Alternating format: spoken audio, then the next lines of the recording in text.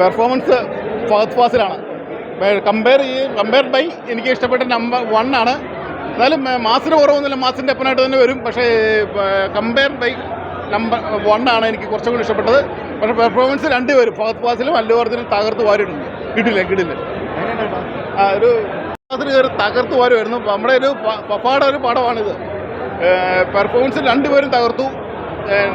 മാസാണ്, അടിപൊളി മാസമാണ്. ഫസ്റ്റിനേക്കാളും നല്ല മാസമാണ്. പക്ഷേ നമുക്ക് ഇച്ചിരി ഇത് തോന്നുന്നത് ഫസ്റ്റാണ്.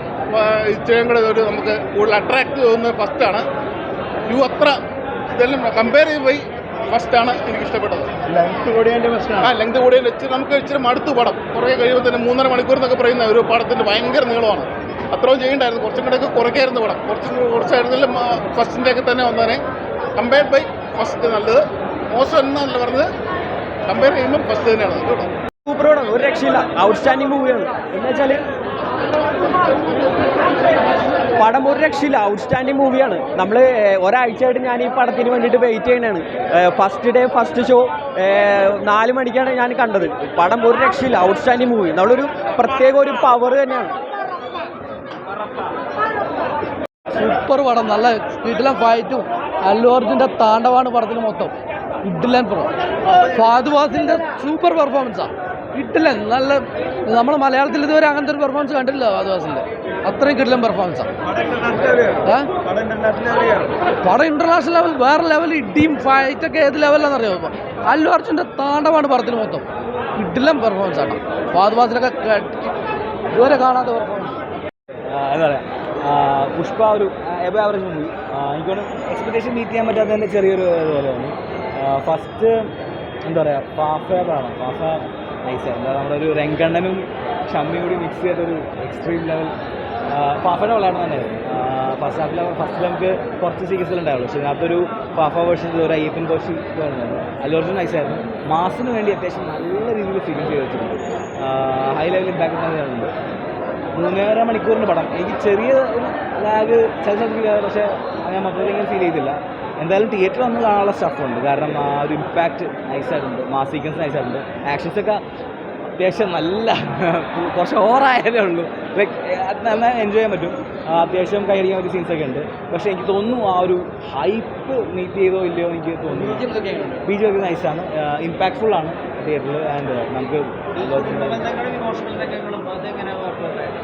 അത് എന്ന് വെച്ചാൽ പെട്ടെന്ന് മാസ് സീക്വൻസ് അനുസരിച്ച് പെട്ടെന്ന് ഇമോഷൻ വരുമ്പോൾ മലയാളികൾക്ക് കുറച്ച് അത് നമുക്ക് ആ ഒരു ഫീല് ഓക്കെ ആയിരുന്നു. ബട്ട് എന്ന് തോന്നിയില്ല. But okay. പക്ഷേ എനിക്ക് ആ ഒരു നമുക്കും ആ ഒരു ഫീൽ അത് തോന്നിയില്ല. ആ ഒരു ക്ലൈമാക്സിൽ ഇമോഷൻ പിന്നെ പെട്ടെന്ന് ഭേദഗതി കാണിച്ച ശേഷം തീർന്നാന്ന് വിചാരിച്ചു. സോ പാർട്ട് 3 ഉണ്ട്. ഇപ്പോൾ വെയിറ്റിംഗ് ആണ്. അതിപ്പോൾ എന്തായാലും ഹിറ്റാവട്ടെ എന്ന് ഞാൻ ശ്രദ്ധിക്കുന്നു. എന്തായാലും പുഷ്പ യവത്തേക്കിയതല്ലേ.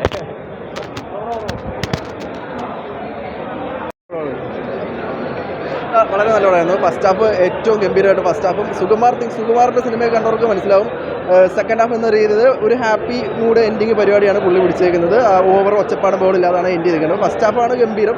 സെക്കൻഡ് ഹാഫ് ഓക്കെ, അടിപൊളിയാണ്. മൊത്തത്തിൽ അടിപൊളി. ഫഹദ് ഗംഭീര പെർഫോമൻസ് ആണ്.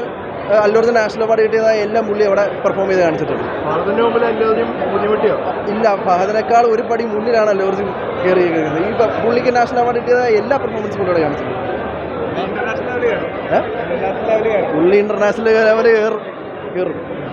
അടിപൊളിയുണ്ട്. തകർക്കാവുന്നില്ല. ലെങ്ത് കൂടുതൽ ആദ്യം തന്നെ അതിൻ്റെ ഒരു ഇതുണ്ട്.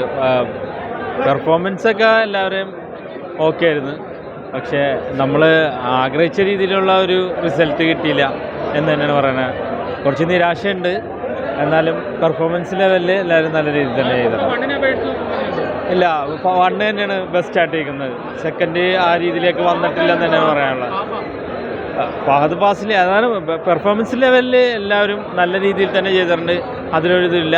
ഇതൊരു പരാജയമോ അല്ലെങ്കിൽ കൊള്ളില്ല എന്ന് വിലയിരുത്താൻ പറ്റില്ല. ഫസ്റ്റിനെ അപേക്ഷിച്ചിട്ട് സെക്കൻഡ് വന്നിട്ടില്ല എന്ന് തന്നെ പറയാം. കുറേ നേരത്തെ കിട്ടും ഫഹദ് ഫാസിലിൻ്റെ റോള്. നമ്മൾക്കും ചെറിയ റോളാണെന്ന് പറ്റല്ല. ഫഹദ് ഫാസ് പൊളിച്ചിട്ടുണ്ട്. അല്ലു അർജുനും പൊളിച്ചിട്ടുണ്ട്. ഒന്നും പറയാനില്ല. പിന്നെ ഫസ്റ്റ് പാർട്ട് എനിക്ക് കുറച്ച് ബെറ്റർ ആയിട്ട് തോന്നിയത്. നോക്കാം ഇനി ബാക്കിയുള്ള പ്രശ്നമൊന്നും നോക്കാം. മലയാളം കണ്ടില്ല, തെലുഗുവാണ് കണ്ടത്. ഒറിജിനൽ ലാംഗ്വേജ് കാണുമ്പോൾ അതിൻ്റെ ഒരു ത്രില്ല് വേറെ തന്നെയാണ്. Thank you.